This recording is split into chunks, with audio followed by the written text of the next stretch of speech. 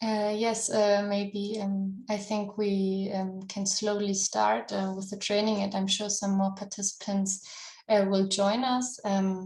So yes, good morning, good afternoon, good evening, everyone, depending on where you are.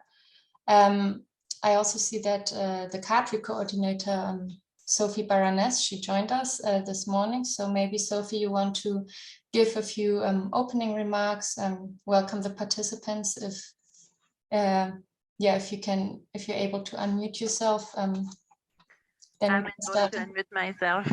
Okay, then we can start into this training. Okay, so first, yes, of course, welcome to all colleagues who have made the effort today to join this training that we developed jointly with many of you, many of your agencies, and as introductory remarks, which will be very short, I just wanted to share my own experience and how, why we came with this initiative, but also how I can link it with my own experience. Because I've been working, I don't know, maybe like now 20, more than 20 years in development cooperation. And of course, I mean, I had several trainings on human rights-based approach to programming and gender equity or gender equality, and how to care for the needs of the poorest of the poor. I mean, of course, and it's not only training, but it's also through my my experience working in with different governments in different countries. But still, despite that, I always found it very difficult and challenging to be systematic about it. You know, I mean, we know that we can use progressive policies, we can use, support government, put in place specific regulations. There are many, many ways to approach it. And I think all of us in our work, we know that already. But we still, I mean, still when myself, because still again, I'm talking about my experience, for instance, in the context of the CADRI partnership, when I produce, for instance, the first draft of a capacity diagnosis, I still failed to be very systematic, to really put this agenda of leaving no one behind at the center of the diagnosis. And similarly, during the diagnosis itself, working with government, I found it really, what is difficult for me is to be systematic about it, is to be able to identify all the entry points, all the possible entry points that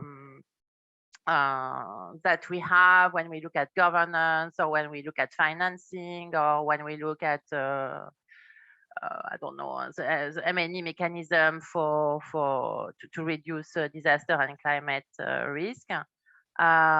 It's how we put leaving no one behind at the center.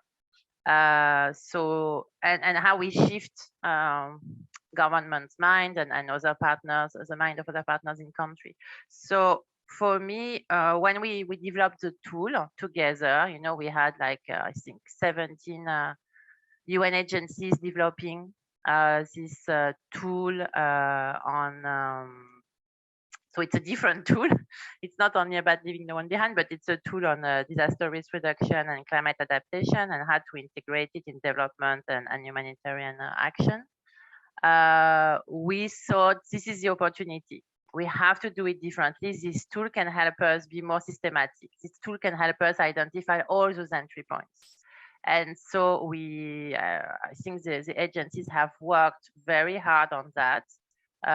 So, you know, we have like all those sectors from WASH to education, to infrastructure, to environment. And we try to do that. And this training of trainer today is actually how we can, how we've been able to derive from the tool some tips, some way, an approach to integrate leaving no one behind, gender equality, diversity, inclusion in disaster risk reduction and climate change adaptation programming. So of course, we're excited today because it's a bit the result of a very long process. And the last point I wanted to make is that it's not it's really a living tool. So this is going to help. I mean, this is going to evolve. This is going to be constantly enriched. And this kind of training of trainer is also the opportunity for us to encourage you to go to visit the digital tool and see how we can actually improve it when it comes also to how we approach leaving no one behind, gender and diversity. So I will end here, but my hope is that this is useful to you. This adds value to previous training you already had. And we can also get feedback from you because this is the first training of trainer we're doing on this. We want to also hear from you how we can improve it. So thank you, and thank you for your participation, and we really expect your active contribution. Thank you. Thank you, Sophie, for these opening remarks. And before we start, let me just briefly tell you that we record also this webinar because the demand and the request of participating was quite high, and we would like to make it available to a wider audience. So we hope you're okay with that. Yes, so maybe we can start. I will quickly go with you through the outline. So if you could go to the next slide, please. We will start by quickly giving you a run through the CADRI methodology and approach and how the CADRI tool that was developed supports this. Then we will have an interview with Mary Picard and Miranda Tabifor, who are the facilitators of this training, giving a broader insight into the key gender and leaving no one behind principles in disaster risk reduction and climate change adaptation. We will, of course, also give you a quick tour of the CADRI tool question bank, which is the repository of knowledge and the main component of the tool. And in the second part of this training, we will go into breakout rooms, and we have prepared a short exercise for you so you can actually apply what you hear now and apply the CADRI tool in a fictive scenario, which we have shared with you in advance of this session. And then we will have time for a short Q&A and discussion. And before I hand over to Mary to explain us a little more on the objectives of this webinar, yes, maybe you can also write the organization behind your name and on your name. And of course, if you want to put on your camera, we would highly appreciate it because we want to make it interactive and participatory. So Mary, over to you to quickly go through the objectives. And next slide, Ellen.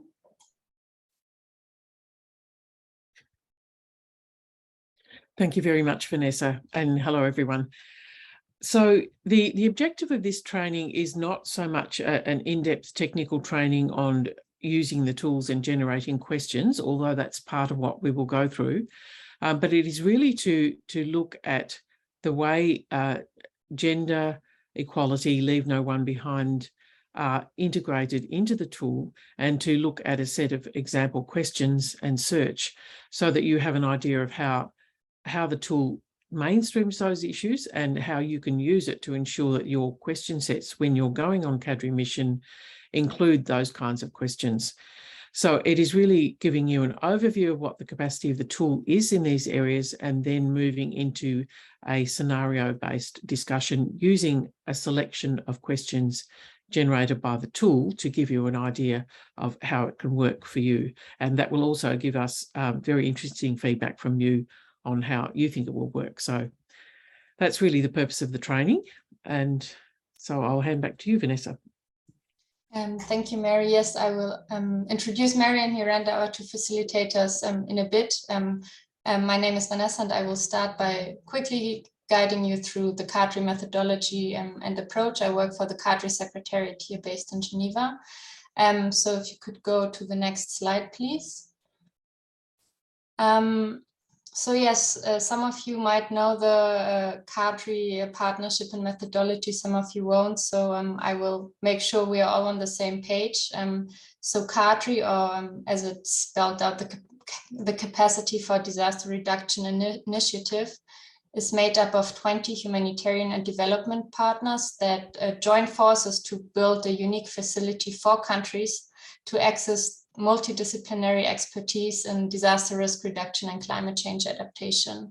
And by pooling our members' resources, knowledge, and practices, and leveraging each other's comparative advantages, CADRI partners support the integration of risk reduction across various socio-economic sectors in a coordinated and coherent way in order to achieve the Agenda 2030, including the Sustainable Development Goals, and to ensure that no one is left behind.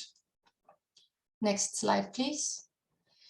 So more concretely, that would mean that, for example, CADRI partners support countries to operationalize their national disaster risk reduction and climate change adaptation strategies or action plans by identifying priority areas for investment in key socio-economic sectors, or also by facilitating the development of risk-informed contingency planning in key sectors.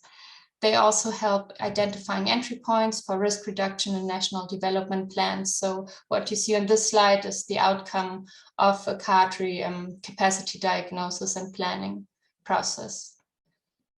Next slide, please.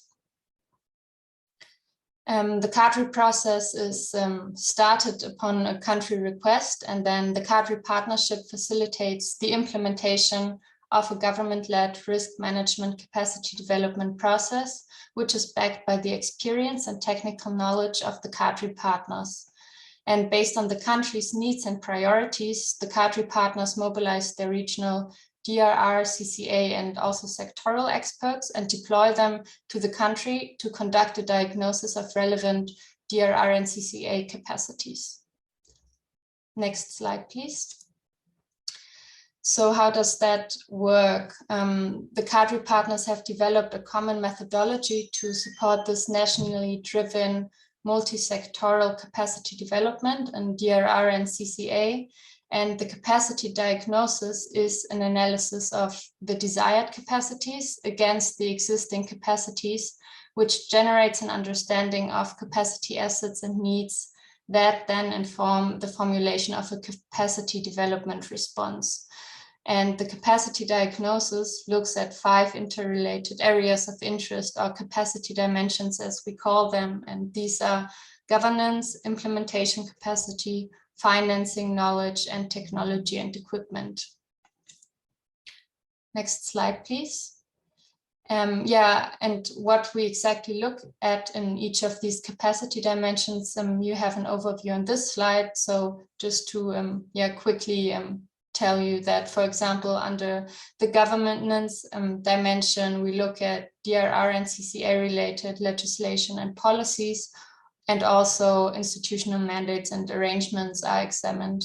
Under the implementation capacities, we look at the technical, managerial, and soft skills that exist, but also at management, administrative, and planning systems, as well as communication systems and flows.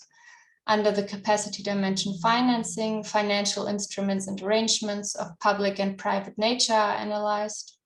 For the knowledge capacity dimension, the focus is on the methodologies for data collection, analysis, and information sharing, but also on the broader information management systems. And last but not least, under technology and equipment, the availability, appropriateness, and use of material resources, technologies, and IT equipment is assessed. So this is just very general what is considered in each of the capacity dimensions. And if you could go to the next slide.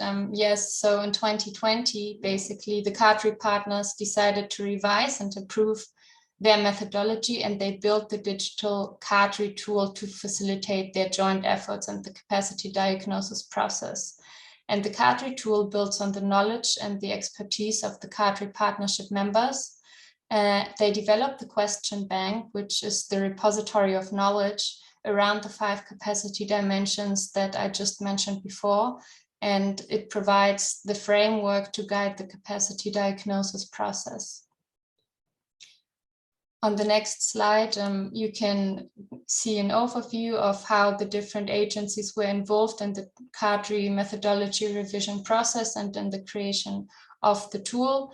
Basically, one agency took the lead for revising a specific module and was supported by other partners.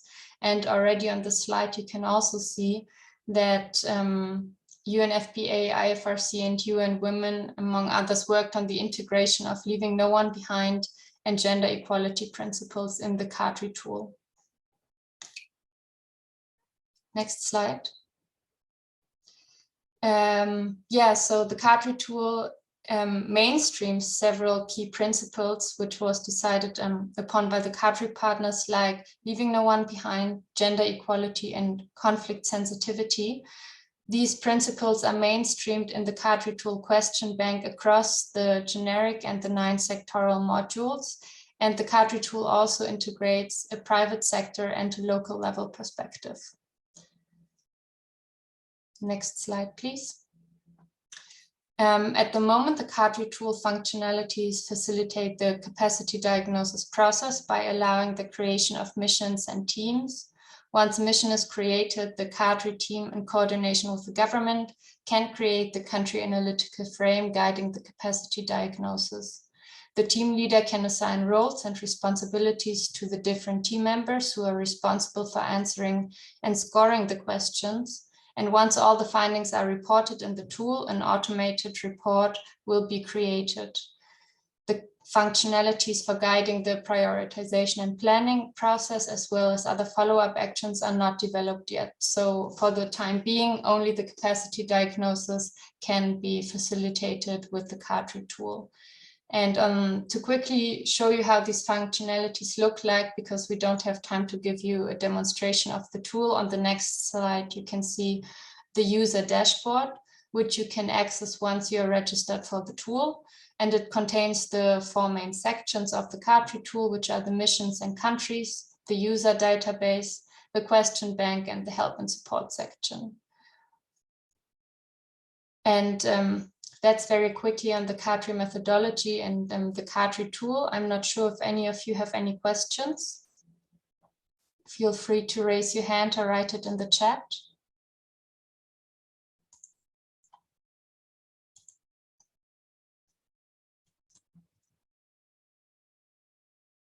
Okay, I don't see any hands or questions at the moment. Of course, you can also raise your questions at a later point. But then I wish to introduce to you now our 2 facilitators for the training, which are Mary Picard and Miranda Tabifor. I hope I pronounce your last name right. Mary Picard of Humanitarian and Development Consulting in Australia is the consultant who mainstreamed gender and diversity questions into the new CADRI tool during its development. She is an experienced international consultant who has lived and worked in Southern Africa, Central America, Asia and the Pacific, and Europe. She specializes in laws, policies, and governance on DRR, climate change, and gender. Formerly with the IFRC Disaster Law Program, in recent years she has also consulted with the Asian Development Bank, UNDP, UNDRR, UN Women, CADRI, and the Commonwealth Secretariat. In 2021, she wrote the UN Joint Study on Gender Equality and Women's Leadership and Empowerment in Disaster Risk Reduction Beyond Vulnerability. She was also part of the expert working group preparing for the 2022 Commission on the Status of Women on the themes of disasters and climate change, and has just completed major project for ADB on how laws and policies support women's resilience to disasters and climate change. Welcome, Mary. Miranda Tabifor has been serving as the Deputy Representative of UNFPA Country Office in Madagascar, which also oversees the Indian Ocean countries of Comoros, Mauritius, and Seychelles. In the recent past, she served as UNFPA Deputy Representative in Uganda. She has over 20 years of increasing technical program and managerial leadership experience with the United Nations in peacebuilding, humanitarian, and development work gained in diverse cultural and political contexts, contexts in Africa, including Uganda, Kenya, Rwanda, the Democratic Republic of Congo, Lesotho. Miranda has served various UN agencies. In her past capacities with UNFPA, she served as Sexual and Gender-Based Violence Joint Program Coordinator and as Acting Program Coordinator, Head of Office in Goma, Democratic Republic of Congo, as Acting Head of Gulu Sub-Office in Uganda, and as Gender Advisor in Lesotho. She has recently served as CADRI team member in assessment countries in Comoros and Togo. Welcome, Mary and Miranda, and thank you for facilitating this training. So yeah, I think we are very excited to hear from two such experienced experts on the issues of gender and leaving no one behind. And yeah, I wish to hand over to you now.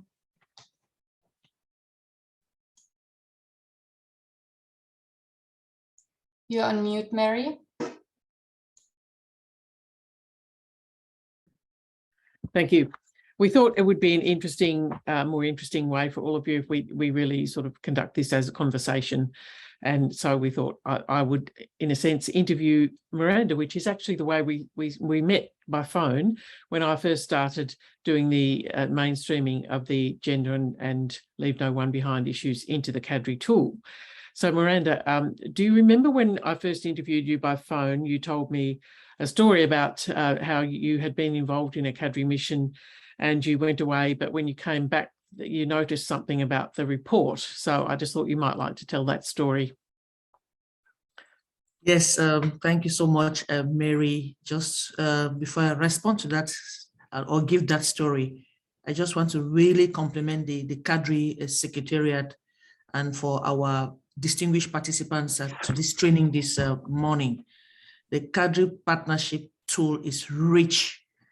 I mean, when I was going through the slides that Vanessa was presenting, I remember the exercise that we had, Mary and colleagues, going through the tools, and now we have over 5,000 questions in the question bank. So it's very, very rich in terms of the diverse questions that it has for us to be able to use as a tool as we conduct our daily activities related to disaster risk reduction, which is really a timely issue that we are facing with the world today. Now, to come to your point, yes, indeed, Mary, I do remember when you asked that question, but how can we forget a gender dimension in a CADRI scoping mission report?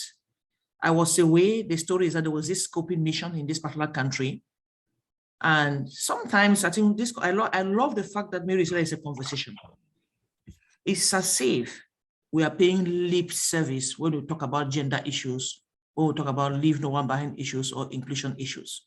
So in this particular context, the story I told Mary was that I was away, the scoping mission had taken place, and they were presenting the first findings of the scoping mission results. And throughout the presentation of that report, highlights of the report, nothing was mentioned about gender. And when I took the floor and I asked a question, why is it that we don't have gender in this report? Is there a particular reason? And the government official apologetically said that we are very, very sorry. It was as if we include the gender dimension in the report, it's like pleasing, is to please me or to please the participants or the officials who were there. And it's something that I know that in this CADRI partnership, rich partnership, bringing these 17 agencies together, there is a lot of wealth of information. I think Sophie mentioned in her introductory remarks. It has to be at the core. The issues of leave no one behind. I think as we went through the training, we say we have to look at what are these issues about leave no one behind. What are the issues about gender? They have to be at the core of our CADRI scoping mission, where we are called to serve. We have to always systematically, Sophie mentioned, I love the word where she says systematically have that in our minds as experts going to the field to support the different scoping mission in different countries. I think I can leave it at that at this point, Mary. I think more insights will be coming as we move on with the conversation. Thank you. Thank you, Miranda.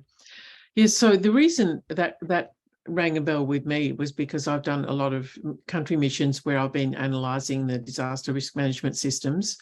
And I've really noticed that it's an area where there actually there's not very much diversity at government level, and it's mostly older men still in most countries who are actually running the disaster risk management systems. And so this just tends to build in a little bit of a bias, because unless they are reminded of these issues of people who are not like them, including women and diverse ethnic groups in their countries and so on, that it can be too easy just to focus on what are regarded as the technical issues, like, you know, disaster assessments, hazard assessments, and those sorts of things, and not think about how there are actually different perspectives on this. So I think that's one of the things that's really important when you're looking at governance systems, laws, policies, and their implementation, to ensure that the women and the relevant diverse groups within the country are present and in senior and decision-making roles. So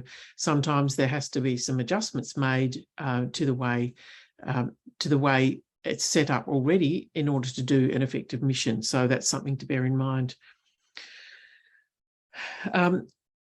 But Miranda, I was also wondering at the level of implementation in your work, do you find there's much focus on gender mainstreaming or gender transformative programs and projects in DRM, CC and risk management in other sectors? I should explain, I'm talking about gender initially, and we'll go more broadly as we go through. So yeah, at the implementation level, are you finding that that's different? Or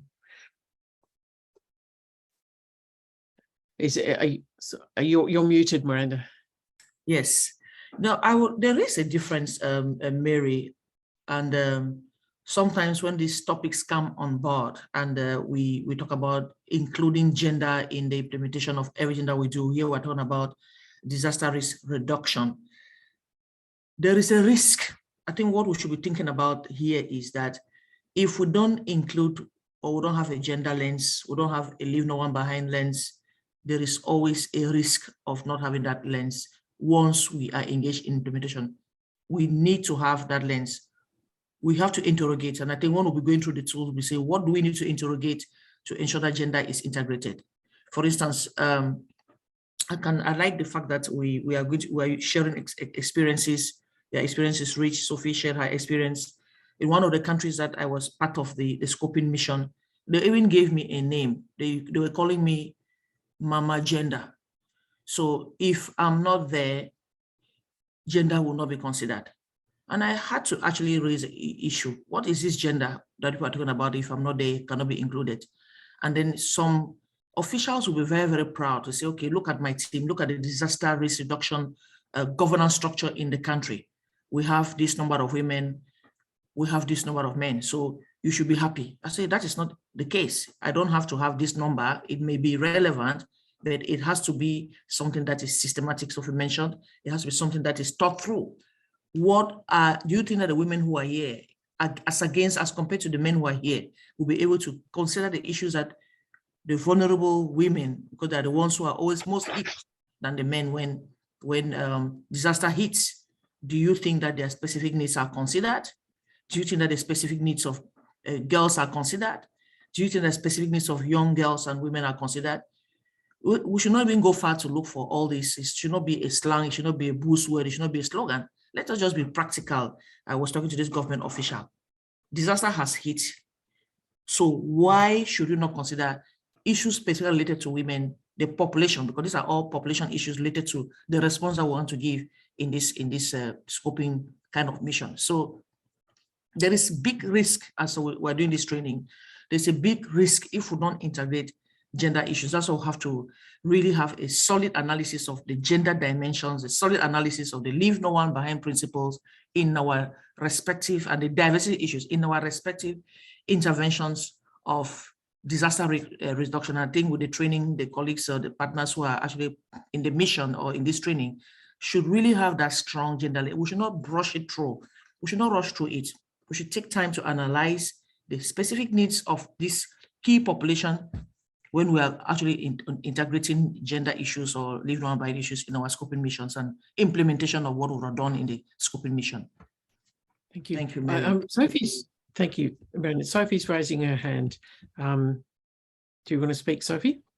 Yes, no, I just want to make one point.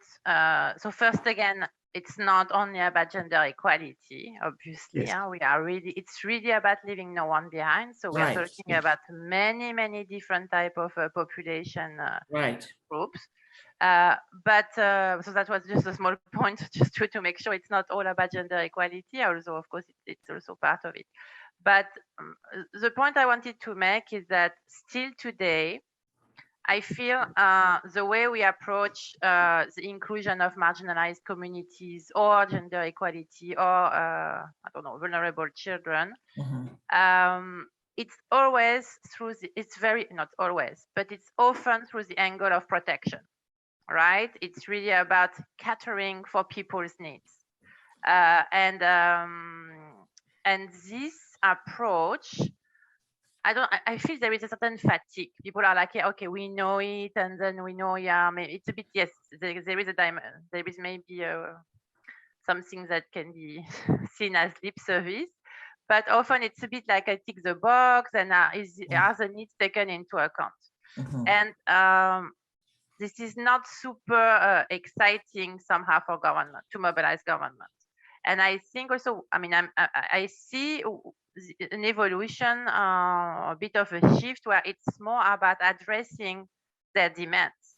So it's not so much about the needs, but it's more about the demands, and it's more about capitalizing on the role that different population group can play in disaster risk reduction. What is their role in reducing risk in different sectors? And that's more the approach, right? I mean, I think this is where we can really get government very excited also about what role can those groups play in society when it comes to reduce disaster risk. And it's a bit of a change in language somehow. So it's not from the humanitarian perspective of needs and making sure that the needs are addressed, but there is this kind of shift. I don't know how you see it, Mary, but I think when we engage government in this direction, it's much easier also to really see, get them to see what can this bring to reduce disaster risk or climate change. Yeah. I mean, I think you need both, because I think you need the various groups at the table in order to actually identify what the needs are, because we don't just automatically know what the needs are. So, I mean, one example of that is we are talking about things not just gender, but we were just focusing on gender for a start, but things like gender-based violence, which has not traditionally been part of planning and has not traditionally been part of response and recovery, and it's really only becoming reaching greater awareness in recent years.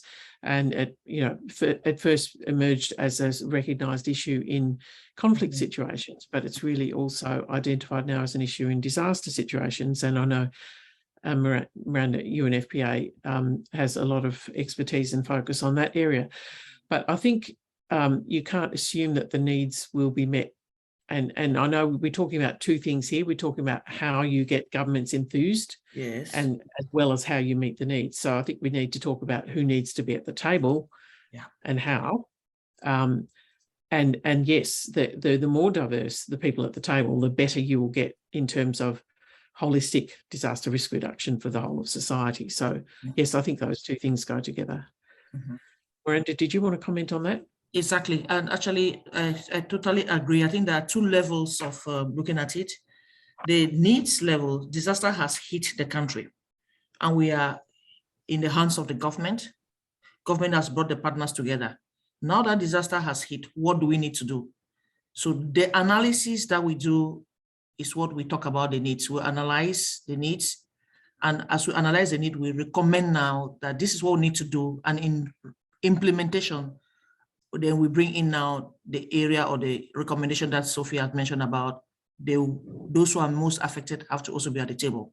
So the needs have to be identified to be able to provide a better response. And then those who are also involved in implementation should include those who have been hit, the women, the men, the boys. That's what we talk about, the gender aspect.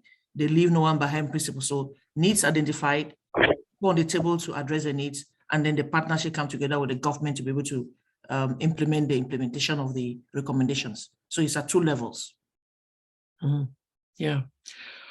I might just move ahead, if you don't mind, because we might run out of time. Thank you for that, Sophie. So, in fact, we were planning to talk about that issue a little bit later, because yes, the idea of leave no one behind and inclusion can make the assumption that there are some people who are inherently vulnerable or some people who are inherently left behind, and that we, the majority, have to look after them. And so I think it's good to sort of move away from only looking at that dimension. I think it's important, but to also think about leave no one behind is really a way of talking about a lot of human rights to equality and dignity, to information and participation in public life, especially when it directly affects a person's life, health or livelihood. So we need to think about marginalisation and addressing marginalisation and bringing people into the process as an important part of their exercising their human rights and dignity. So, for example, in situations of mobility, whether temporary migration from disasters or cross-border movements, the migrants as a whole can become marginalised. So how do you integrate that issue into the process? Because they're probably not going to be part of the government processes. So there needs to be also ways of looking at analysing who is actually on the outside as well as who's on the inside. Miranda, I wondered if you had any insights into the whole issue of marginalisation and how this impacts on the people having their basic needs met and their capacity to participate, and who looks out for them. So in your experience, and whether you have any positive examples of where formerly marginalised groups have been brought into disaster risk reduction. You're muted. Yes, thank you so much, Mary. Yeah, I would just like to share an experience where,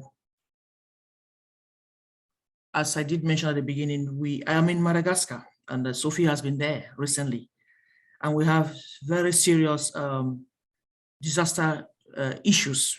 We've recently been hit strongly by 2 cyclones, and going straight to the point and looking at the key issues, practical issues, to bring about that positive aspect.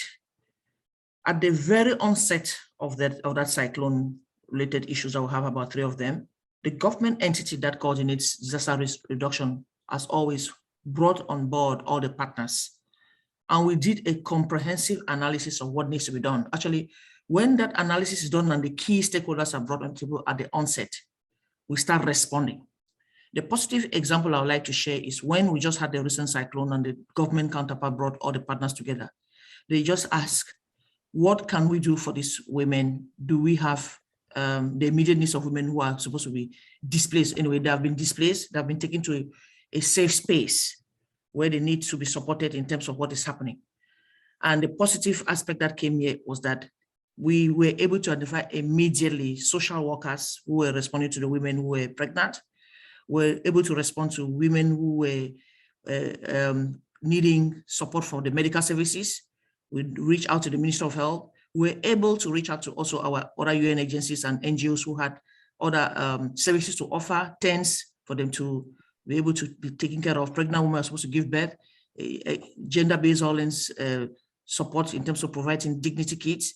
So what I want to bring here is that there is something that can be positive about it when we address the needs on time and bringing everyone on the table and bringing the other sectors, because if we have a government entity coordinating the risk aspect of the response, everybody will bring their expertise together. And this is what the example that I'm just trying to share, that the fact that the government was able to bring all partners together when that cyclone hit, they went together and did the scoping mission, they came on board and then recommended what needs to be done. Different partners that came on board to be able to provide the needs that the population was facing. It's not that we have responded to all the entire needs. We know the different sectors are, as we're going to be seeing now. We have all the sectors, but how do we ensure that the needs across the spectrum of all the sectors for these vulnerable populations are met? The population, as we know, is women, is children, is young boys, is youth, and the handicapped. Everybody is included in the population. The entire population is with. So this is a good example that I wanted to give, and it's something that if we continuously systematically integrate such needs and responding to those needs, I think we'll be able to making a difference in our response to disaster risk reduction. Mary. Thank you. And I think, you know, the really important part of that is including it in the policies and frameworks and the planning in advance, because as you know, it won't happen in an emergency situation if it's not included in the planning. So I think that's a really important message as well. So we're running a bit late on time here, so we're just going to do a little bit of reformatting, but I'll just finish this discussion and then we will move more quickly into the group exercise. But I'll just explain. So in the group exercise that will follow this conversation, there will be a fictional government of Avanzadi is concerned about the need to plan for relocation of communities due to climate change, such as sea level rise and climate variability, including storms and king tides, etc. So this is an aspect of climate change adaptation, which everyone would wish doesn't exist, but countries like Fiji and Kiribati are already facing that. And Fiji, in its new Climate Change Act, has included procedures for planned relocation for communities who are already being affected by climate change, and not just in the coastal areas, but in the hinterland as well. And so this is where we really sort of looking at, we're going beyond the whole issue of response, and in an emergency situation, we're needing to look at the governance capacity in relation to longer term, medium and long term adaptation to climate change. And so that's where there's a little more opportunity to ensure that procedures are thinking about who might be left behind and ensuring that they're not left behind. So I was just in relation to the question of relocation, obviously people don't want to leave their traditional lands and the graves of their ancestors and all their cultural characteristics of their landscape. But if the land is no longer habitable, then that's something that the governments have to address. So it's something that may well come up increasingly in CADRI missions and CADRI reporting in the future. So, of course, Madagascar, Mozambique and Malawi and Zimbabwe have all had really major cyclones in recent years, and in this year. And so one of the other things that arises from that is spontaneous migration and displacement as well. So just before we go into the group exercise, Miranda, I wondered if you had any observations about how the spontaneous movement of people in relation to what's really the crossover between what we normally would call disasters and climate change, how that's affecting people, and whether there's particular groups who are being more marginalised, and whether you've seen any sort of positive or negative examples of how they are then subsequently integrated into disaster risk reduction. Yeah. No, thank you so much, Mary. I love those examples that you have given in terms of the people in mobility, as the CADRI partnership has now termed it, people in mobility and the disabled, they put all of them there. And the people in mobility, we all know in the different settings, who are those who are moving when disaster hits? The same population of women, the same population of young people, the same population of children, the same population of boys, elderly, and the disabled. So an example I would like to give is when we went to the disaster scoping mission, or maybe CADRI scoping mission in Togo. I don't know how that report is available. And the experience we had there was that when there was it was a flood, and the government had requested the support that we all went as a team. And the impact of those who had actually been hit, who had been dislocated from their locations, we saw that the government was trying to put in place the policies that they had did not consider the beneficiaries, the vulnerable group that we know. And we were recommending that they have to actually review the gender policy. For instance, let me take, for instance, the gender policy. The gender policy that they had at that time did not have anything about disaster risk reduction. But the government entity that coordinated the disaster risk response was now in partnership, had to be in partnership with the government, the ministry that was in charge of protection, women's promotion and protection. But at the onset, even the governance set up for the response did not have the ministry, for the issues to be considered in that particular governance structure. So that example that I'm giving is to say that when we go for the scoping mission, or when disaster is or disaster hits, it's very critical that the coordinating entity, because normally most of the time they have a national framework, a policy, but that policy should bring on board all the sectors to be able to identify that needs. We'll go back to the needs, because if I'm coordinating disaster risk reduction in my country and women are most affected, children are most affected, we'll have the disabled most affected, protection issues come in. So the partnership should actually involve those sectors and those government sectors and entities that have a key role to play with the analysis.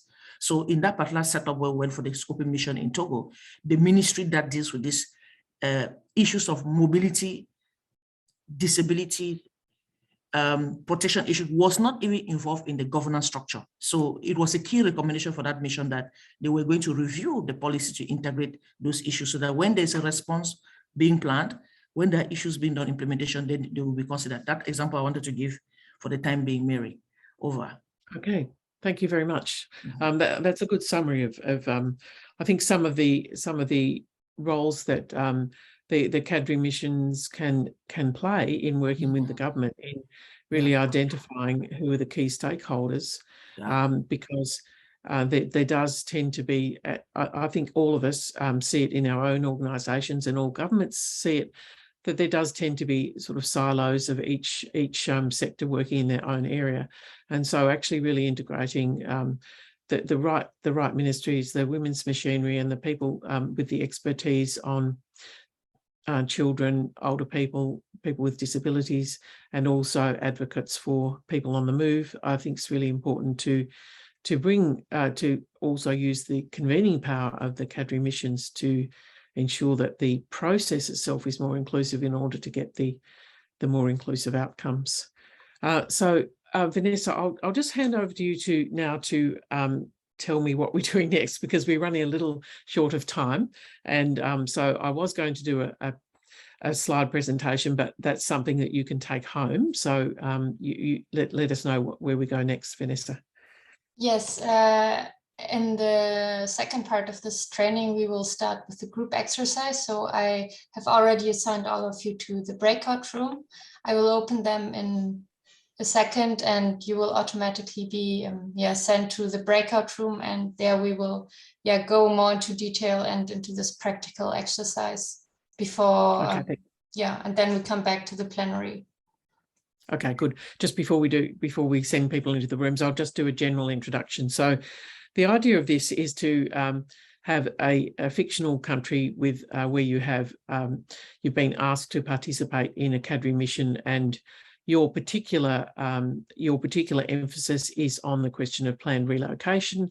And so the government is asking you to look at the governance capacities and the implementation capacities. So that's two of the capacity dimensions in the CADRI tool. So the others are financing, knowledge and data, technology and equipment, but we're not trying to deal with those. So we're looking at governance and implementation capacities, and then they're asking in relation to conflict sensitivity, gender equality and women's empowerment, and leave no one behind. So they want to know whether their law and policy structure that they have and their implementation capacity is well set up to deliver planned relocation in a way that complies with their human rights obligations, their constitution and their legal framework in an effective way. So obviously that's a very big issue, and so we've got a very sort of small version of that, and you have received these materials in advance. So I just want to check, has everyone got those materials, or do you need to have them sent to you? Everyone? Or is there anyone who hasn't got them? I guess is the main. Oh, okay. All right. So we're okay. All right. So we're going to break into the two groups, and Miranda will facilitate one of them and I'll facilitate the other. And so we'll go through the exercise of looking at the questions, a selection of questions generated from the CADRI tool, looking at a search that was based on the search term of relocation and chose the capacity dimensions of governance and implementation, and then chose the principles of leave no one behind, conflict sensitivity and gender equality and women's empowerment. So this was a search that I did in the real CADRI tool, and I'm giving you a set of slides to take away where you can actually see step by step how I went about this and generated this question set. And what you've got today is just a very small selection of it. So as you know, there's many questions in the CADRI tool, and it's really important to use the filters to bring it to a manageable portion in the area that you're looking at. And you'll find, and then you have a much better guide about the area that you're looking at if you can use the filters effectively. In my experience with looking at the tool, I feel that it's actually quite important to always use the filters of the principles in order to be sure that you get the input on these questions. And also I want to mention that when you're playing around with it, you'll see that there's the high level questions are the core aggregated questions. Then there's the first order questions and then the second order questions. So actually a lot of the particular points on leave no one behind come in at the second order question level. So it's quite important when you're doing your search terms and looking at your questions to remember to expand them and look at your second order questions to get the best inputs for you to systematically go about looking at the issues that are relevant to the topic that you're dealing with. So now we'll just go into the groups, and we'll have half an hour in the groups, and then we'll return to have a brief discussion at the end. So I'll be one and Miranda will be the other group. Don't have your cameras on. If you've got the capacity, the internet capacity to turn your cameras on, that'd be great so that we can feel like we're all in one room. Thank you very much. That's good. Thank you. So the case study that we have here is a fictional country, but probably a bit recognisable. It's a little bit of a lot of places that you've probably all lived and worked in. So it's really just some of the very common issues that lower middle income and lower income countries are dealing with in relation to disasters and climate change, specifically in this case, the many countries bordering on the Indian Ocean. So it could really be many places, but the question here is to look at how this country can I guess analyse and develop its capacity for the particular issue of dealing with planned relocations. So there's some things in this brief that the government has already identified, and some things that you might notice that it hasn't identified. And so part of your role would be to look at both of those.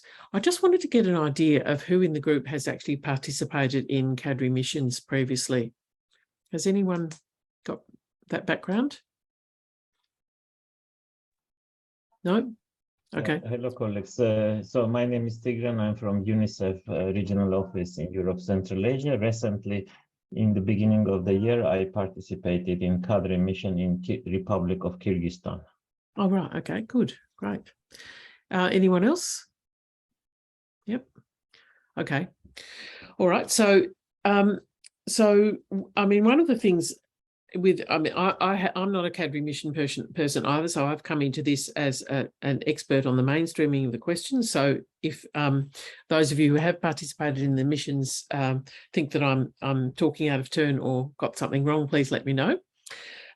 So I understand that one of the things you do before you go is you look at documents. So before you actually go on the mission to the country, so you would be looking at relevant legal and policy frameworks and a range of documents in relation to implementation. So what they've given you here, what we've given you here is some extracts from the new Climate Change Act of this country. And in that they include principles and a National Commission on Climate Change, the way it's put together, and then some particular processes on planned relocation. So has everyone had a chance to read that, or do you want me to really go through it a little bit? Does anyone want me to really explain a little bit more the background? Yep. Mary, I think that would be very helpful. I did go through a little bit, but I think maybe if you could just give a summary as well for the benefit of the colleagues that didn't have the chance. Sure, great. Okay, so the So the National Climate Change Law, I based this on a range of laws that I've looked at, but really sort of looking at some of the things that tend to come up in relation to diversity and inclusion. So in the principles in this Avanzati National Climate Change Act, they talk about treating all persons equally, and then they say you shall make no distinction on the basis of race, ethnicity, sex or age. So I guess I would just note with that they equate treating people equally and making no distinction. So one of my questions is that the same thing? And also they list a particular risk, a particular list of people, and maybe the question is whether that's the right group of people that they list and whether there's others who are missing, and whether that's a good way to go about it. So, I mean, one of the things in the CADRI missions is sort of looking in the governance aspect about the adequacy of the legal and policy framework. They also refer to their constitution, and as you would have seen from the country profile, they've adopted most of the major human rights conventions, so they're pretty solid in that area, and that they look at an all of government and an all of society approach. So it's a generally well aimed set of principles, and that they then set up a National Commission on Climate Change to be the main reporting agency. So I guess a couple of things I'd note about that is that it's a very high level committee and that they've defined certain sectors that would be relevant. So one of the questions is in section 4B, are they all the sectors that are relevant? Are they all the government entities that are relevant to dealing with climate change? And also when you look at who would be the head of the Secretariat and the Secretariat staff, with these kind of selection criteria, who's going to be there in terms of the gender composition and the ethnic composition. So we know that in the profile that there were like 60% of civil servants are men and 40% women, but at the high levels, it's 93% men and 7% women. So, and that we also know that the most of the government is led by people from the plains. So we've seen that there's three main ethnic groups, from the hill people, the plains people and the coastal people. And so most of the government are led by plains people. So you need to think about like what we're going to see in terms of diversity of the decision making. And then finally on the planned relocation of communities procedure in the section 9 of this law, there's a series of procedures about how the government will make determinations about which locations should be identified, and how the community will be consulted. So the question, some of my questions would be, who is going to be the decision makers in those communities, and are the consultations that that they're talking about going to ensure that those consultations are inclusive of all the different groups? Then also, who is going to be compensated if they do move? So it talks about landowners being compensated. So if it's landowners who are being compensated, who's left out of that? And then talk about how things will be in the destination location. So that's just really a little bit of background, and I'd like to, if we can, move on to the actual task for us. So if you move to page 6 of your background reading, where there's the team task for groups section, the instructions to small groups, we've got the three sets of questions that come in there. But before I move on to that, I just want to ask, has anyone got any questions? Okay. All right. So if you go to the first core aggregated question on page 6, I hope you've all got access to the documents. So these are the questions that a selection that I actually generated from the CADRI tool. There was a question. So Brian, you have a question? Yes, thank you. Can you hear me? Yes, only just. Apologies. Thanks. Is this better? Yeah, that's better. Yeah. Okay. Thank you for the introduction. I just wanted to understand the context within the CADRI assessment. If you look at it, linking it with other assessments that take place after a disaster, for example, after the emergency response, post-disaster needs assessment. So what is the setting wherein the CADRI diagnostics takes place? Mm-hmm. So normally the CADRI diagnostic missions are not done in the context of an emergency. They're not an assessment in the sense of like a disaster response assessment. They're really a sort of, and Tigran, you may want to add to this, but they're really an opportunity in a relatively quiet time for a government to really look at what its governance capacities are to plan for future better responses and recovery from disasters, and also improved adaptation to climate change. So it's really it's a joint capacity development process, which CADRI is supporting the government to really look at what its current capabilities are and what gaps might need to be filled in terms of whether it needs different law and policy frameworks for governance, or whether it needs greater staff training, for example, in particular areas. So that's in a general sense. And when we're looking at the leave no one behind aspect, we would then obviously be honing in issues like are government officials who are doing community consultations trained in how to undertake inclusive consultations? Are they sensitive to conflicts within those communities? Are they sensitive to marginalised groups and gender? And is there mechanisms to ensure that even if the traditional leadership is dominated by one ethnic group or one gender, I mean, quite often it is, then how they go about ensuring that they hear from the others and meet the needs for everybody. Maybe Tigran, you would like to add something to that about explaining the CADRI mission? Yeah, thanks, Bonnie. So CADRI is looking the government capacity related to the governance, so how the institutional arrangements, the norms, accountability, etc. are at the country, the implementation capacity. So what are the structures for the implementation, skills and competencies existing within those structures, the financing capacity, public and private including, so the budgets, reviewing the budgets, how DRR is channeled through the budgets, and the knowledge, so the data, information, how this is constructed and available, as well as the technology and equipment, so availability and access to resources. So those are the capacities CADRI usually look for.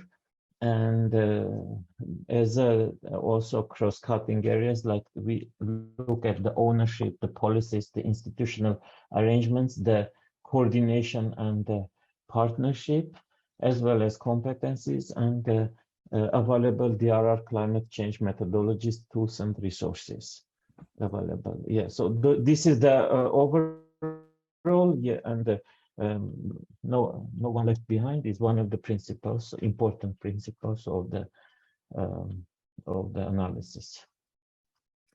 Thank you, Tigran. Did anyone else have a question about the broader CADRI mission, or Brian? Any follow-up questions?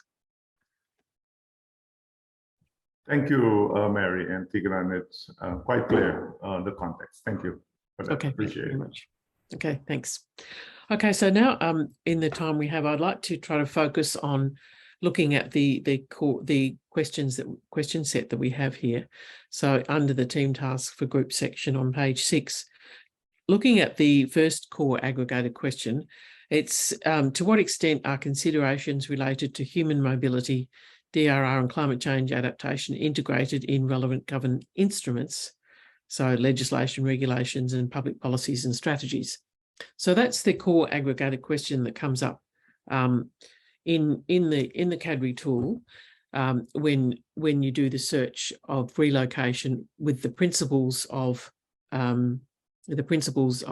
conflict sensitivity, gender, and leave no one behind, and under the capacity dimensions of governance and implementation capacity.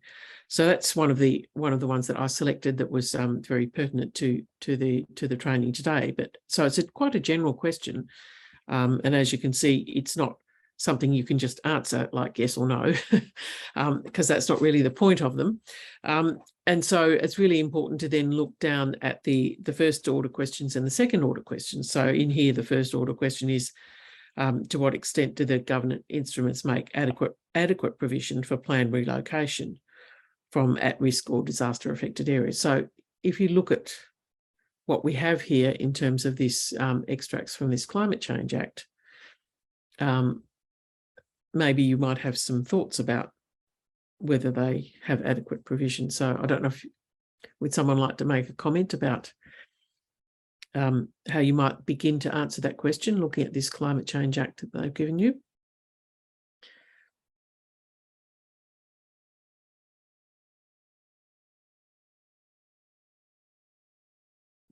Be brave. I know it's a lot to take in. So I guess the first step is, well, they have this Climate Change Act and it has some special provisions on relocation. So that's a pretty good start. And then, so when you're thinking about whether or not it's adequate, when we're focusing on the leave no one behind element, then we would look at the second order question. So, do governance instruments for planned relocation ensure the inclusion, participation, and access to information of all persons to be relocated and otherwise affected by the relocation, reflecting the principles of leave no one behind, gender, age, differentiated needs sensitivity, including women's rights to land, specific attention to Indigenous peoples with strong cultural and spiritual ties to their land. So this is really like a set of prompts for you when you're thinking about how to approach it. So it's not something you're going to go through and answer yes, no, that's not the nature of the CADRI questions. They're really designed to help you frame your thinking in a systematic way. So if you wouldn't mind just turning to the page where the planned relocation provisions of the Act were set out. So that's page 5 of your participant document. So when you're thinking about those questions, looking at the first part of this, where it says the government will determine which locations are no longer habitable or likely to become so in the near future and will advise the affected communities. What do you think about that?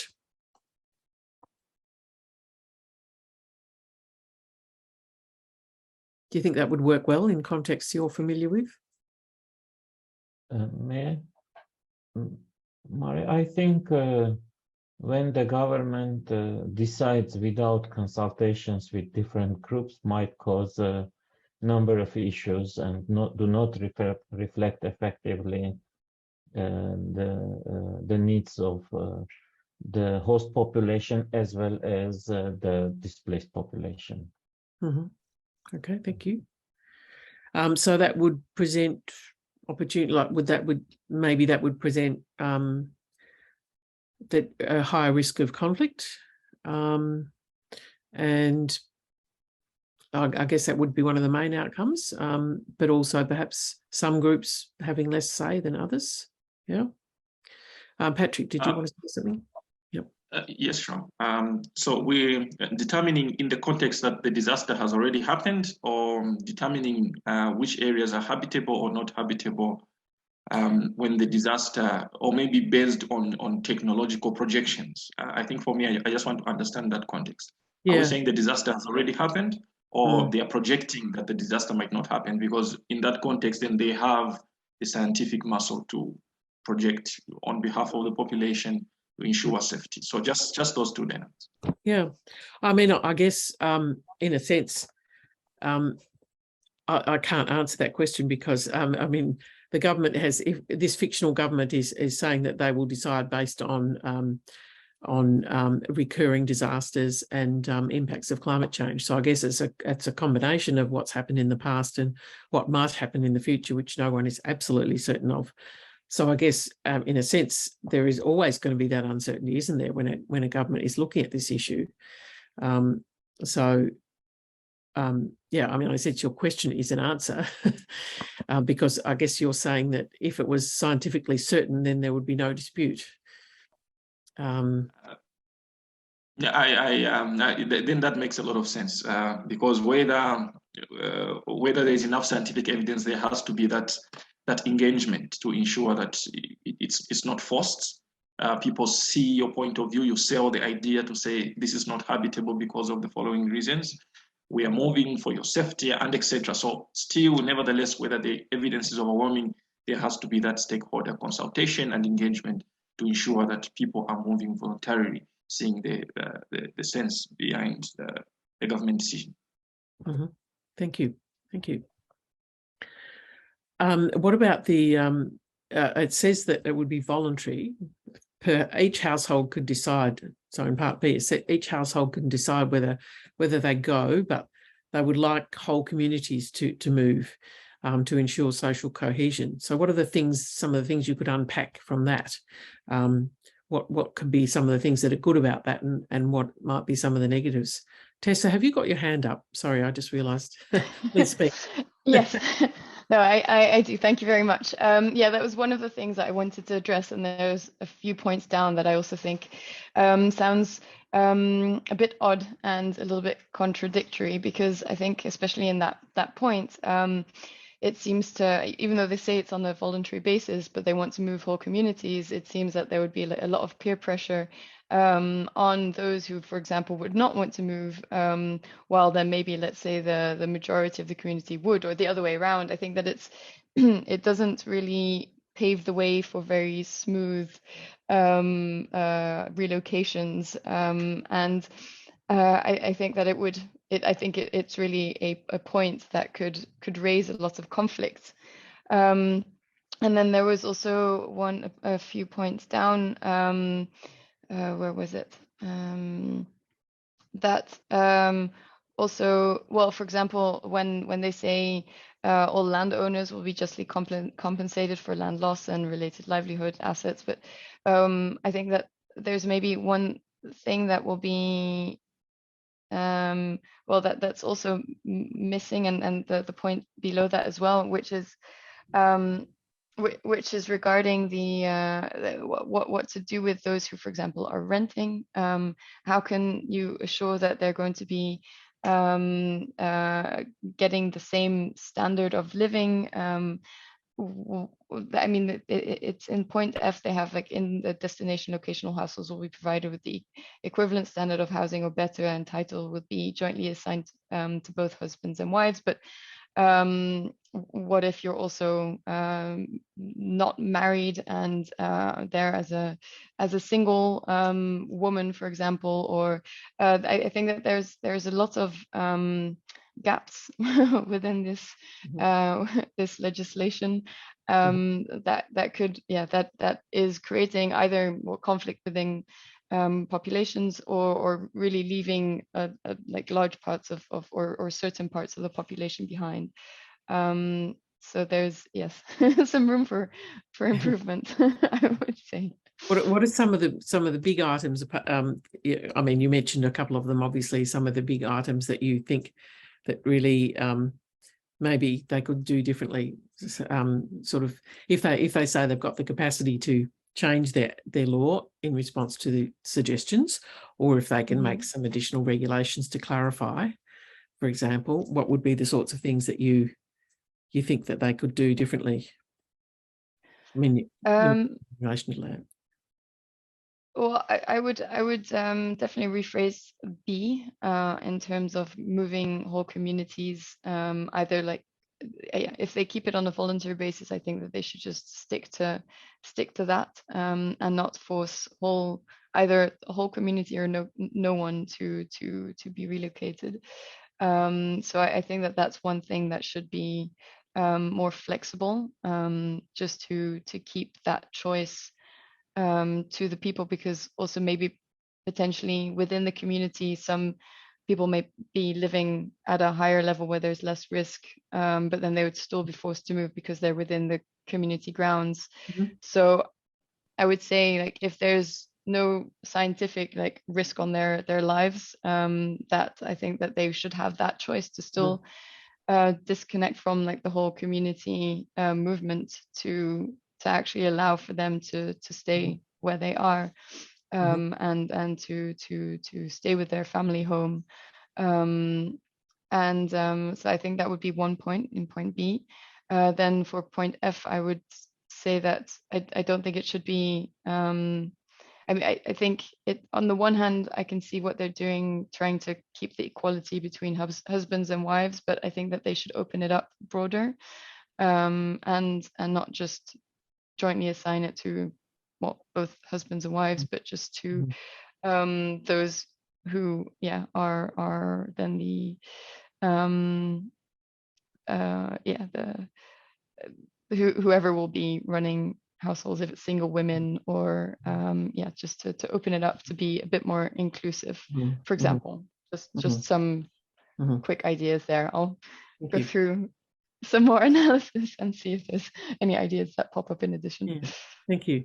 Does anyone else have any sort of suggestions about this particular section, and whether it would be a good basis for a sort of calm and rights-based and consultative move that would meet the needs of all the different groups in the communities, in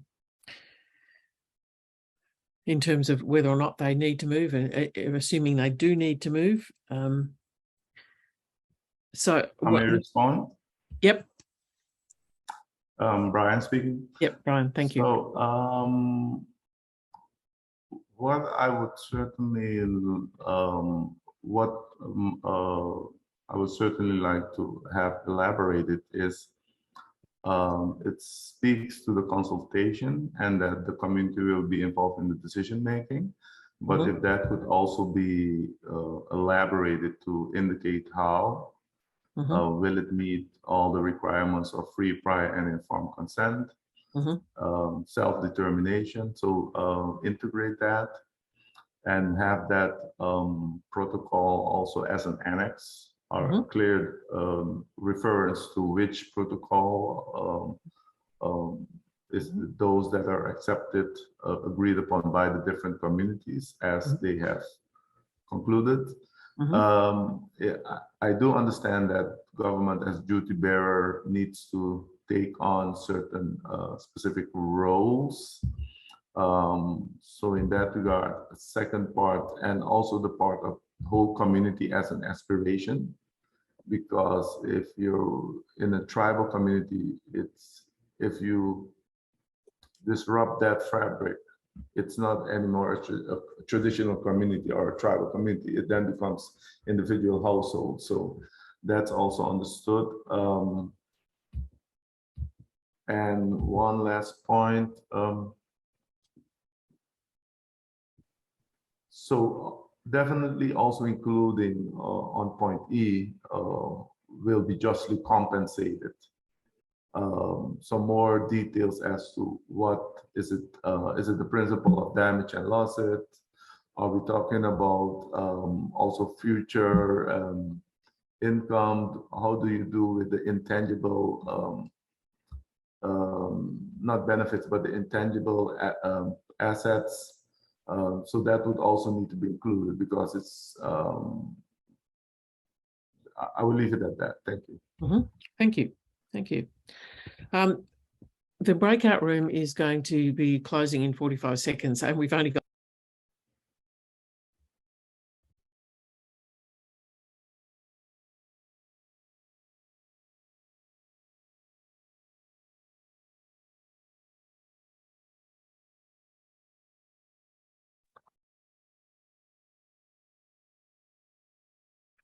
colleagues, it seems we also need to go back to the general room. I think so too. See you there. Bye. Bye.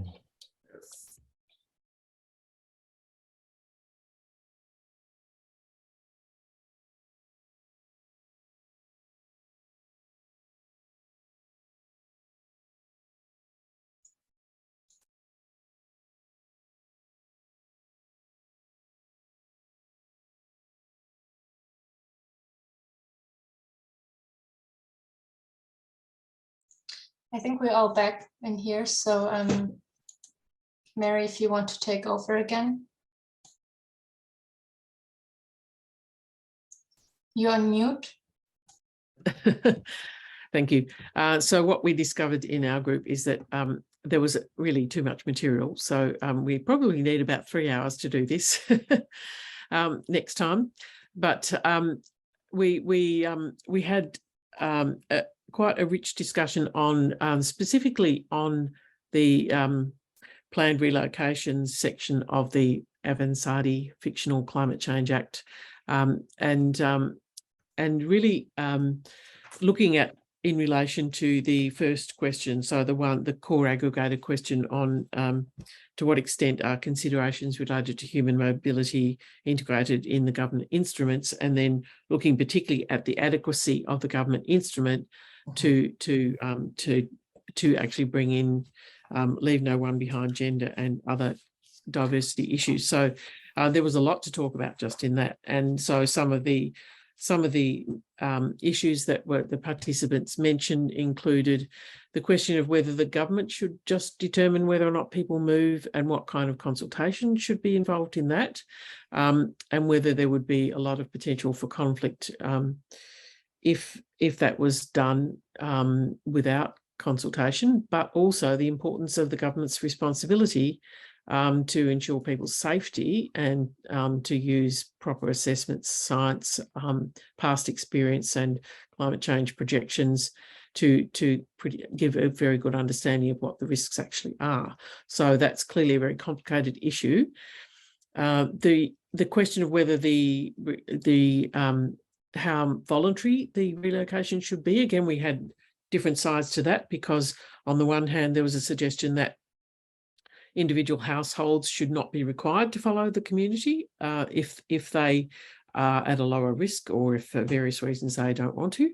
On the other hand, if it's a traditional tribal community, then splitting the community would break down the traditional cultural structures. And so that could be another issue. So for everything, there seem to be two sides. One thing that the group didn't actually come out with, but one thing I wanted to comment on was that the working with the traditional community leadership and having consultations wouldn't necessarily be very gender inclusive, depending on the structure of that leadership. So that was my point. But it was also suggested that the consultation process would need to be detailed a lot more in order for it to be an effective set of underpinning to operationalise the government moving to relocation while protecting people's rights. So, for example, talking about the protocols for free, prior and informed consent to the move and self-determination of different groups, I guess particularly if they're recognised Indigenous group, principles of self-determination. And so there would need to be additional protocols on that. And also about some of the intention to be inclusive of talking about husbands and wives being on the title, but that in the relocated place, but that doesn't take account of other types of households led by different sorts of families or different types of household heads. And so it's trying to be inclusive, but perhaps the wording is actually not being inclusive. It's actually only referring to one type of household and family arrangement. So that was some of the main things that we got out of our discussion, and really a lot of it was saying this is a really complicated issue. You probably need to have quite a lot more detail, and you need to have high level capacity from the people who are doing this in order to ensure that it's done in an inclusive way. Thanks so much, colleagues, for the introductions. I think we'll just go now straight to the session. Vanessa, I think we had mentioned, do we all have the working document that was shared? I think Mary had asked, and we all agreed that we have it, because that is what we're going to use for this exercise. It's like we are using it as a fictitious country to be able to analyze, apply the tool, the knowledge of the tool, to be able to bring out the issues that we are trying to get better understanding. So Vanessa, do we need to present it, or we go by the documents that our colleagues have for them? Do we need to present that document, the text of that country, or we just allow our colleagues to go straight into the documents that they have? We hope you have printed. Yes, Oscar, go ahead. Sorry, colleagues, I may have missed an email because this invite was forwarded to me. I don't have the document that is being referred to. I will share it with you now. Okay, thanks. So apart from Oscar, the rest of us will have the document, right? So if we have the document, I think it was shared with everyone. We can just give some time because we have only 5 minutes of our time. So if we can take 20 minutes to look at this document, and then we will have within our group to go through the document again and see what we've been able to pick out, because as Mary said, it's a fictional country. It's a fictional country, a middle income country where we have been given content, and we want to use the knowledge of our understanding of how the tool is supposed to be applied to be able to actually pick out the issues that we want to actually pick out, the gender issues, the leave no one behind issues, the conflict issues in that particular country profile of Avazandri. So as basically as that IT. So when we read the text, we should be taking down our notes to know, okay, when it comes to this area, this is what is coming out. Because here is I want to see what are the potential gender issues in this fictional country, what are the potential leave no one behind issues, and what are the potential conflict issues. So Oscar, have you received the document? In the meantime, I think the colleagues who have the document can start reading. I think we can give her, it's not a very long document. I think 15 minutes can do for this exercise so that we can have some time to come back to see if we can do some pre-plenary here in our group before we proceed to the bigger group. I don't know, Vanessa, if we have time, but I think it's possible. So let's read the document. Miranda? Yeah. Oh, sorry, I see Oscar. Oh, you were doing like this, not raising your hand. So I've gone through the document before as it was requested on the message, but I'm not sure whether the ask is to answer specifically the questions that have been posed, the core aggregated questions 1, 2, 3, and if that's what we'll be doing in plenary, or if it's more of a general analysis of information shared. Is it guided through the questions, or that's where I'm a little bit confused? I think we are, okay, you've read the document. I don't know whether everyone has read. When Vanessa shared the document, have we all read the document? This country profile. I know that Oscar is the low one who is just getting it now. Have the rest of us read the document? If the rest of us have read the document, then we can just engage in some conversation and going through the questions. Reading now, Jamal says he's reading now.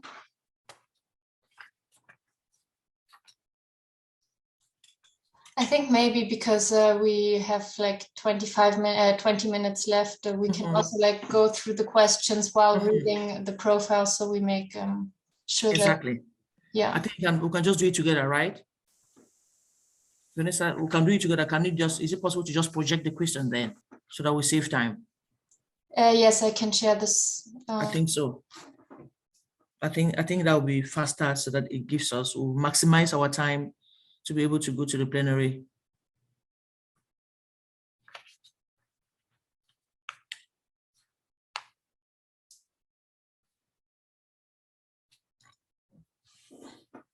Okay.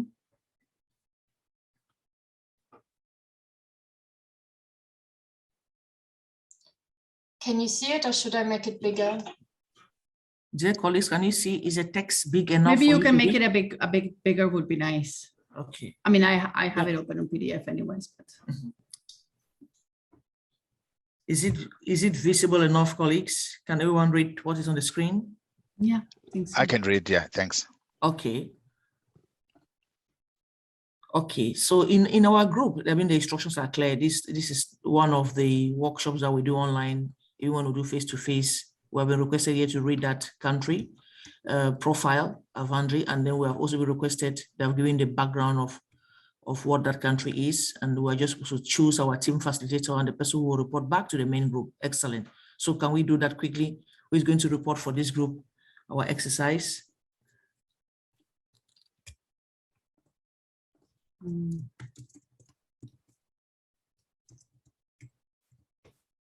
Any volunteer?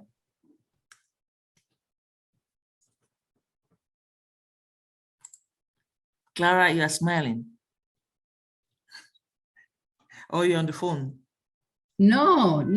I'm listening to you, but I'm not smiling because I'm volunteering. Ah, okay. I thought you were smiling because you're volunteering. So who is going to be our volunteer to report back at the plenary?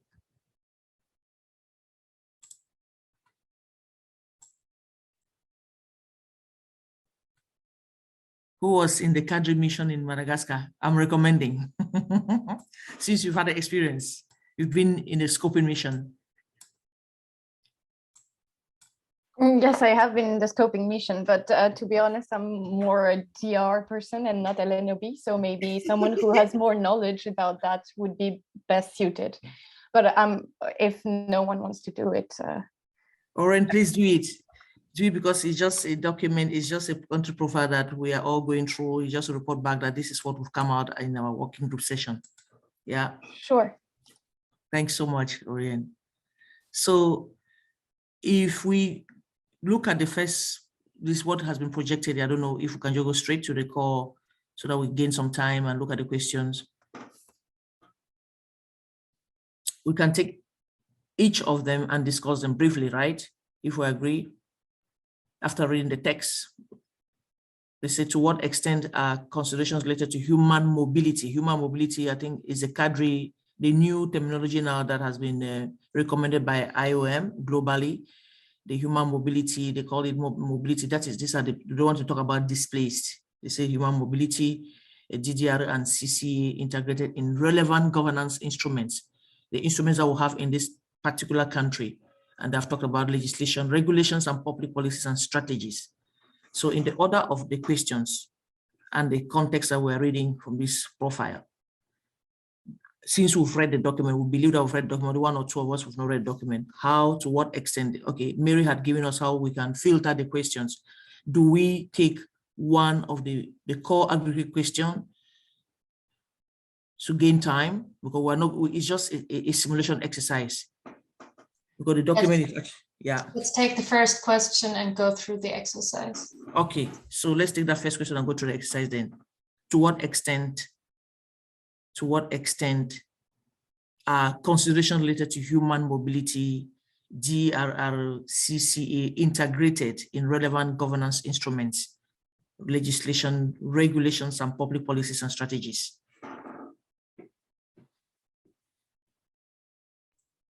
Well, if I may go first, from what I read, there is a clear attempt to address these issues across these documents, legislation, regulations, and strategies, but more could be done, right?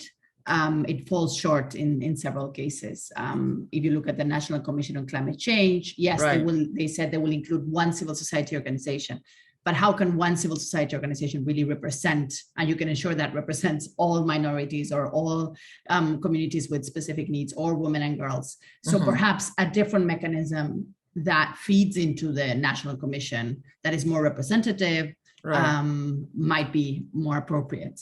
Or if the Secretariat staff is selected based on merit or on scientific qualifications, then you're already creating, of course, you need that type of profile of individuals, but you might need also something else that ensures, either, gender parity or some sort of balance, and also maybe even somebody that has indigenous knowledge on, from the communities, and not just more, I don't know, formal type of scientific knowledge, right?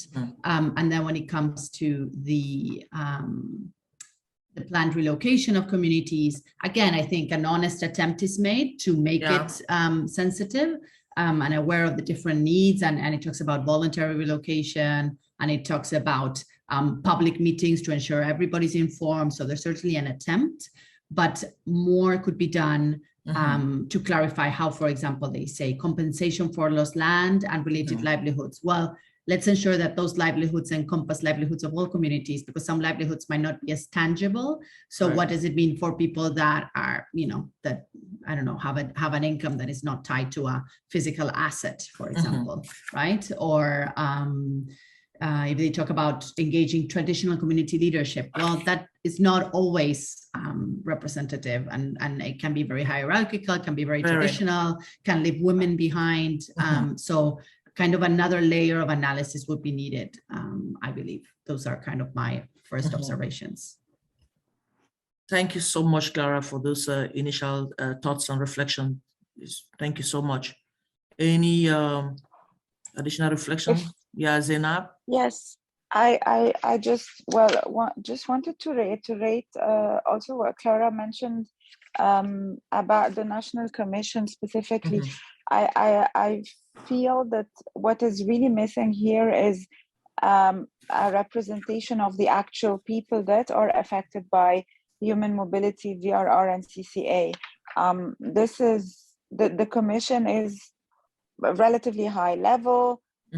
It's true they do include one civil society organization, but this is very broad. What is missing here is, I believe, a representation of community-based organizations, in addition to, as Clara rightly mentioned, the community leaderships, because these are the people on the front line are the ones that are going to be affected by the issue of human mobility. So, and this, I think this is a challenge that we face quite often in different countries, is that the committees or commissions that are to discuss this kind of strategic matters are not communicating with the field. So yeah, I think this can be solved if additional attention is given to the actual affected populations. Good. Of course, with a proper gender representation and a minimum of diversity of the various groups, including people with special needs, women, LGBT, and so on. Excellent. I want to suggest that we'll go to the second question, since time is not on our side. I appreciate those additional thoughts, Zainab. Vanessa, can you go down? Let's go to the second core question. Yeah. The second core question is, to what extent do managerial and technical staff have the knowledge, skills, and capacities to integrate and address different forms, drivers, and potential consequences of human mobility in the development and implementation of the DRM and CCA procedures, plans, and programs? I think in the same way that we've done with the first core question, we can have one or two reflections to move so that we can catch up with time before they kick us out of this breakout session. So based on what we've read, Zenabia, is that the old hand that you raised, or is a second hand to speak sometime, to share something on the second core question? Sorry, it was an old hand. Okay. The second core question: to what extent do manual and technical staff have the knowledge, skills, and capacity to integrate and address different forms, drivers, and potential consequences of human mobility in the development and implementation of DRM and CCA procedures and plans and programs, on the basis of this country profile that we have read of Avanzadi?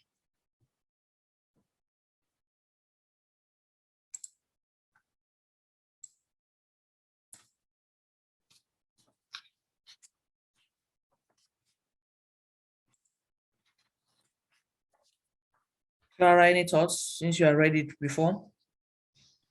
Yeah, I just want to see if other colleagues wanted to speak. But as far as I can see, we don't have much information to answer this question with the information with what has been provided. The only hint is about the composition of the National Commission, and there seems to be some important technical knowledge there, but I don't think we know enough to be able to answer this assessment question.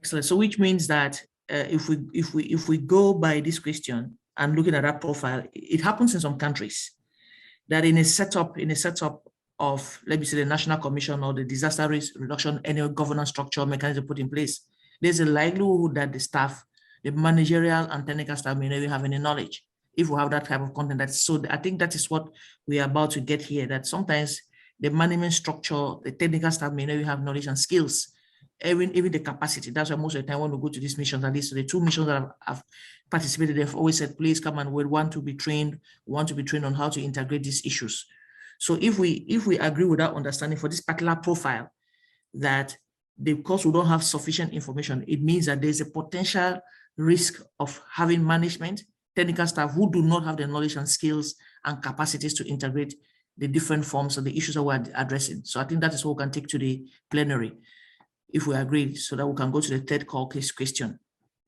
Vanessa? May I also come in, colleagues, just briefly? Yes, Oscar, go ahead. I also wanted to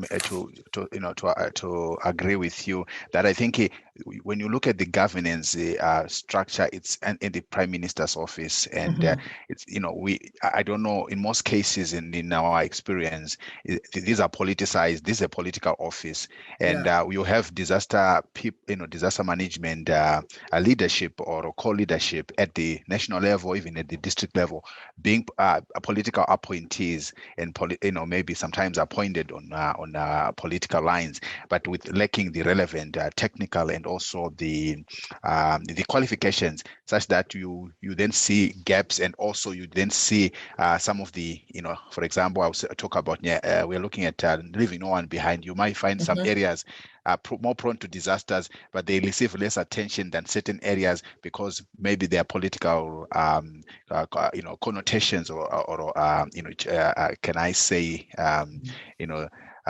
selective policies or selective activities in terms of delivery of support. Back to you guys. Thank you so much, Oscar. I want to recommend I'll go to the third call question. I'm just looking at time. The third call question, Vanessa, can you just go down a bit so that we can read here? The third call question is, to what extent are protocols, procedures, and guidelines in place to operationalize human mobility considerations? To what extent? To what extent, on the basis of what we've read? To what extent are the protocols, the procedures, the guidelines in place to operationalize human mobility considerations in DRM and CCA efforts? On the basis of this text that we've read.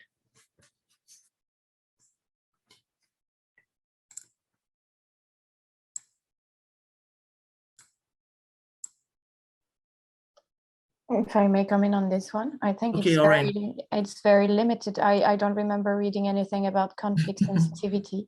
Yeah. That's okay. Information is lacking on that. And this profile of Avandri. Any other thoughts on this? Yeah, agreeing that is very limited. I mean, we do read in terms of government having some level of undertaking regarding relocations of communities, etc. But it doesn't speak to, for example, like the respective like consultations, because of course, as you know, these plans, protocols, and initiatives and procedures really and truly in crafting them is my belief that some level of consultation with the same like CSOs and other groups should be had, but we don't see any evidence of that to really ensure that they're feasible, they're practical, because as government, that high level discussion could be had. But when it comes to like the true application of these procedures, if that is lacking and it isn't feasible, then really and truly it's null and void. So I think that main element which is missing in terms of the consultation, with the CSOs and the different groups, that's definitely we don't see that here. Okay, thank you so much, Jamal, for those thoughts. Any other thoughts about that on the basis of this country profile? No, perhaps to add that I think we see the principles are there, and it's great. And I think we also need to recognize that this has been important progress in the past years, that following a lot of advocacy and work, now at least there is a recognition that this should be part of the core principles of this type of work. However, all too often they just stop there, right? So it's important that, more work is done to help countries operationalize these principles. And I agree with what colleagues have said. Exactly. That this doesn't seem to be there yet. But it is good that the legal framework already allows us to put that, because many times that is also absent. And when that is absent, it's harder to advocate. Thank you. So what we discovered in our group is that there was really too much material. So we probably need about 3 hours to do this next time. But we had quite a rich discussion on specifically on the planned relocations section of the Avansati Fictional Climate Change Act, and really looking at in relation to the first question, so the core aggregated question on to what extent are considerations related to human mobility integrated in the government instruments, and then looking particularly at the adequacy of the government instrument to actually bring in leave no one behind gender and other diversity issues. So there was a lot to talk about just in that, and so some of the issues that the participants mentioned included the question of whether the government should just determine whether or not people move and what kind of consultation should be involved in that, and whether there would be a lot of potential for conflict if that was done without consultation, but also the importance of the government's responsibility to ensure people's safety and to use proper assessments, science, past experience and climate change projections to give a very good understanding of what the risks actually are. So that's clearly a very complicated issue. The question of whether how voluntary the relocation should be, again, we had different sides to that, because on the one hand, there was a suggestion that individual households should not be required to follow the community if they are at a lower risk, or if for various reasons they don't want to. On the other hand, if it's a traditional tribal community, then splitting the community would break down the traditional cultural structures. And so that could be another issue. So for everything, there seem to be two sides. One thing that the group didn't actually come out with, but one thing I wanted to comment on was that the working with the traditional community leadership and having consultations wouldn't necessarily be very gender inclusive, depending on the structure of that leadership. So that was my point. But it was also suggested that the consultation process would need to be detailed a lot more in order for it to be an effective set of underpinning to operationalise the government moving to relocation while protecting people's rights. So, for example, talking about the protocols for free, prior and informed consent to the move and self-determination of different groups, I guess particularly if they're a recognised Indigenous group, principles of self-determination. And so there would need to be additional protocols on that. And also about some of the intention to be inclusive of talking about husbands and wives being on the title, but that in the relocated place, but that doesn't take account of other types of households led by different sorts of families or different types of household heads. And so it's trying to be inclusive, but perhaps the wording is actually not being inclusive. It's actually only referring to one type of household and family arrangement. So that was some of the main things that we got out of our discussion, and really a lot of it was saying this is a really complicated issue. You probably need to have quite a lot more detail, and you need to have high level capacity from the people who are doing this in order to ensure that it's done in an inclusive way that leaves no one behind. So that's really what we got from our group. Miranda, what did you get? Thank you so much, Mary. We want to totally agree with what your group recommended. Time was too short, and we had to be very strategic and tactful to be able to address some of the questions. So we didn't focus on one, we decided to focus on 3 core questions. So we just responded to 3 core questions, and we have our rapporteur, Orion, to just say what basically came out from the 3 questions that we tried to answer on the basis of the text that we have for this fictional country. So Orion, briefly, I know that time is not on our side, and then I can come in at the end. Yeah, thank you. Thanks, and hi, everyone.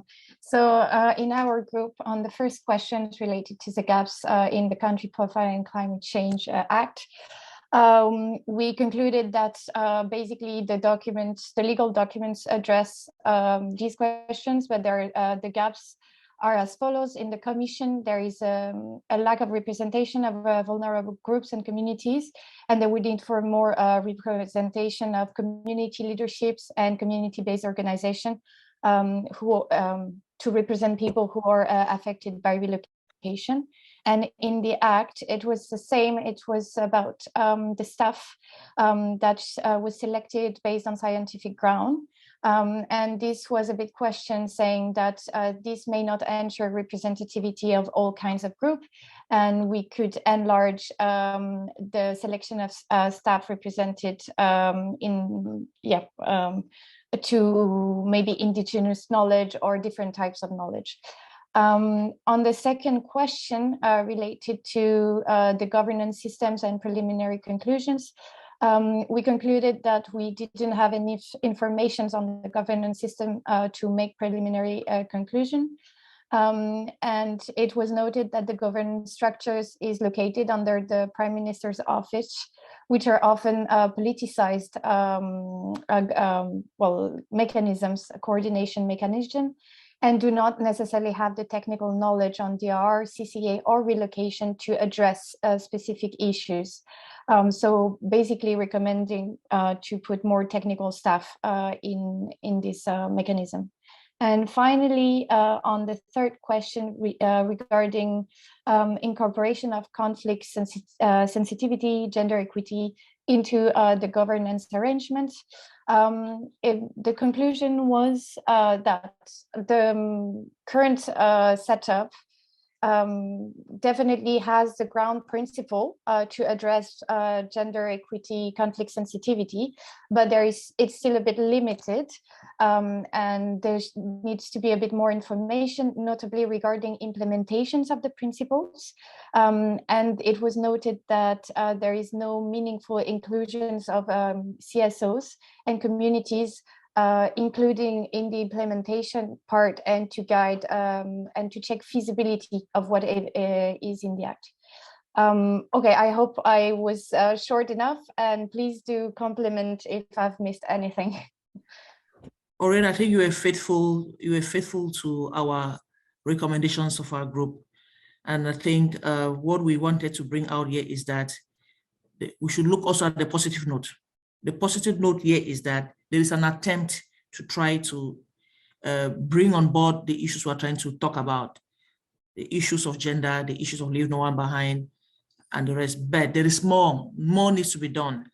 And as we mentioned at the beginning, we need more time. We cannot in 30 or 20 minutes conduct an in-depth analysis to ensure that gender is integrated in whatever thing. So this really is now the raison d'etre of why we are here. And at the end, I was saying that I think having this training is very critical, and the team that we have here, and I was recommending that maybe they should start constituting the knowledge bank of the technical capacity that we may have within the CADRI team and experts, because they have been trained, and we know that we have additional training to organize, as Sophie, Vanessa, and the Secretariat.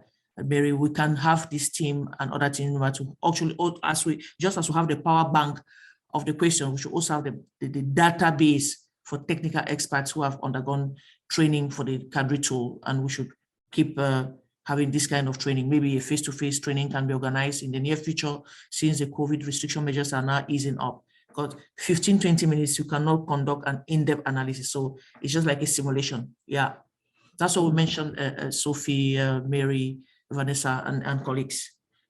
Over. Thank you. Yes, thank you, Miranda. Maybe Mary, you can wrap up, and then Sophie, if you want to say some closing words, of course, you're also welcome to jump in, because we're already a few minutes over time. Okay, thank you.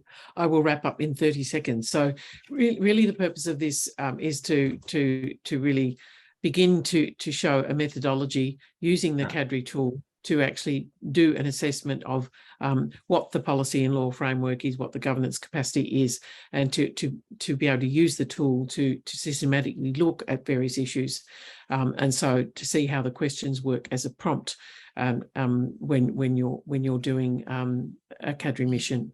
So it's really a flavour, and I know it was far too much, but I hope that you can look at those materials and use them in the future. Thank you. Sophie.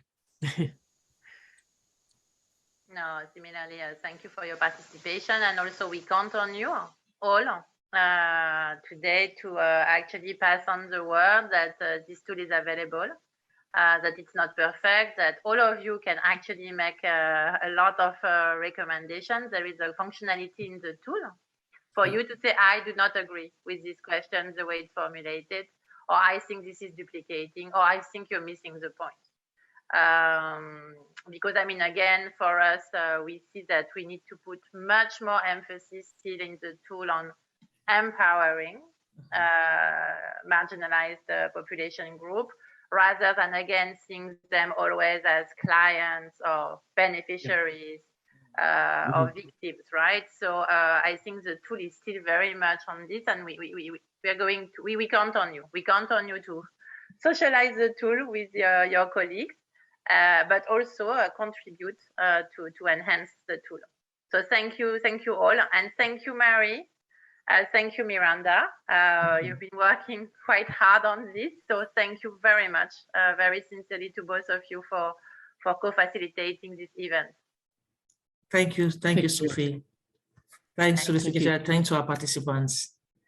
Have a good day. Yes, thank you, everyone. We will share some material with you in the aftermath of this training, so you can, always take a look, and please reach out if you have any further questions. And I wish you all a good evening and day ahead, depending on where you are, and hope to see you soon. Thank you. Bye, Vanessa. Bye, everyone. Thank you, everyone. Bye. Thank you.